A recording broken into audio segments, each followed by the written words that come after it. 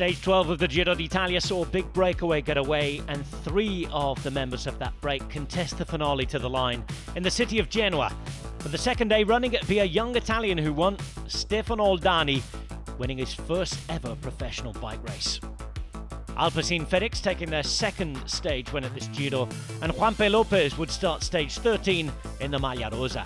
Stage 13 took the riders to San Remo, not the beginning of spring, but at the end of it and in summer temperatures. A really hot day for a 150-kilometre ride, leaving San Remo, heading over the hills, away from Liguria and into Piemonte, where the stage would finish in Cuneo. On paper, one that the sprinters should take, but at this stage of the race and with tired legs, the breakaway was always going to have a chance. Over the Colle di Nava, the hardest climb of the day, and then valley roads all the way up to Cuneo for a finish on stage 13, the last possible sprint until almost the end of the race.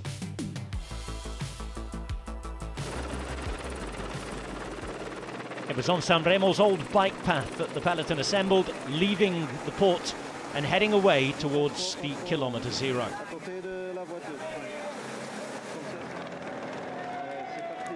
There were a few attacks for the first 10 minutes or so. It wasn't easy to get a break established, but after 10 kilometres or so of trying, things began to settle down.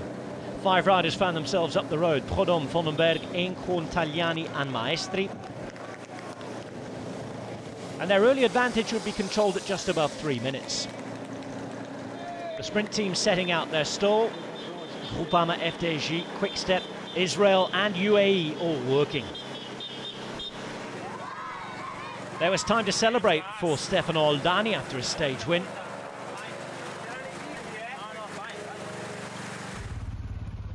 But behind there was bad news for DSM. Romain Bardet, looking brilliant for the first 12 days of the Giro, had apparently been sick overnight and could not continue. 4th place on the GC, one of the favourites to win the Giro, out through illness on day 13. Unlucky for him. We got to the intermediate sprints, 5 riders still together, and Filippo Tagliani took it, increasing his own lead in the intermediate sprint classification. For the Maglia Ciclamino points, well, the rest of them were taken by the Maglia Ciclamino himself.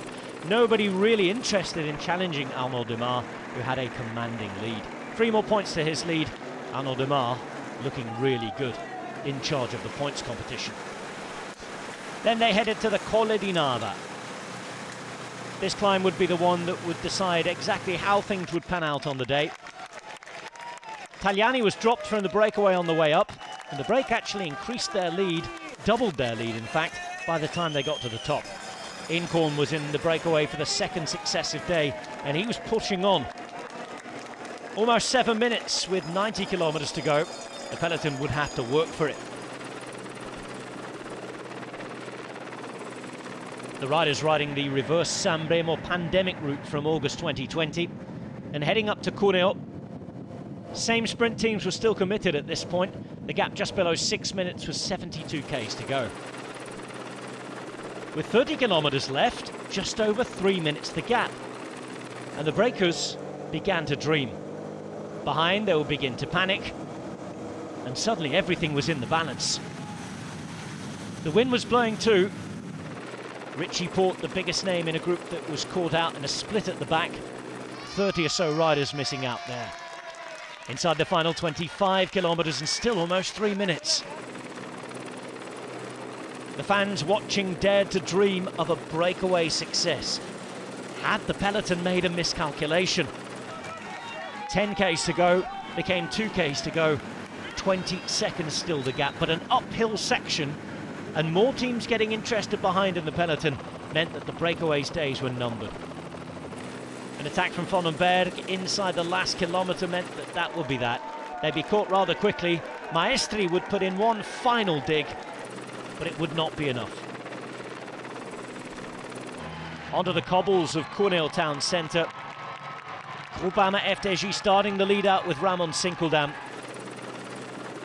Maestri caught with 600 metres to go.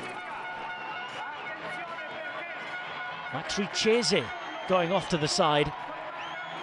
And Jacopo Guarnieri launching the sprint from the centre. Demar hit the front, he'd stay in front. Cavendish tried to come round and got close, but not close enough. Bauhaus was the closest, but it would still be Arnaud Demar, who put in a hat-trick of wins, showing that he's the strongest sprinter at this particular Giro d'Italia. Terrific teamwork from Groupama FDJ. You could say the same about Quick-Step as well. They rode all day long, as did Israel. But it was Demar who finished the job, almost for the breakaway. Hot break for the attackers, delight for the Frenchman, and Arnaud Demar winning a third Giro stage in 12 days. Demar then taking the stage ahead of Bauhaus, Cavendish in third, Gaviria, Dainese in the top 5. More celebrations for the man who held on to the Maglia Ciclamino and increased his lead by a lot of points. He'll have to concentrate on making the time limit now if he's to take that jersey home to Verona. Juanpe Lopez will have a 10th day in the Maglia Rosa, a 12-second lead over Carapaz and Almeida, but in 4th place now, Jai Hindley, with Romain Bardet having gone home. A big stage coming next. The Giro gets real. It's up and down all day on the outskirts of Turin for the shortest of the road stages at this Giro d'Italia. Almost like a mini Liège-Bastogne-Liège, or a Giro di Lombardia perhaps. Just 147 kilometres, not much flat at all, and a really dangerous stage. There'll be a huge battle to be in the break, but behind the GC men will be wary. Remember, you can watch it on GCN Plus, Discovery Plus, and on the television on Eurosport.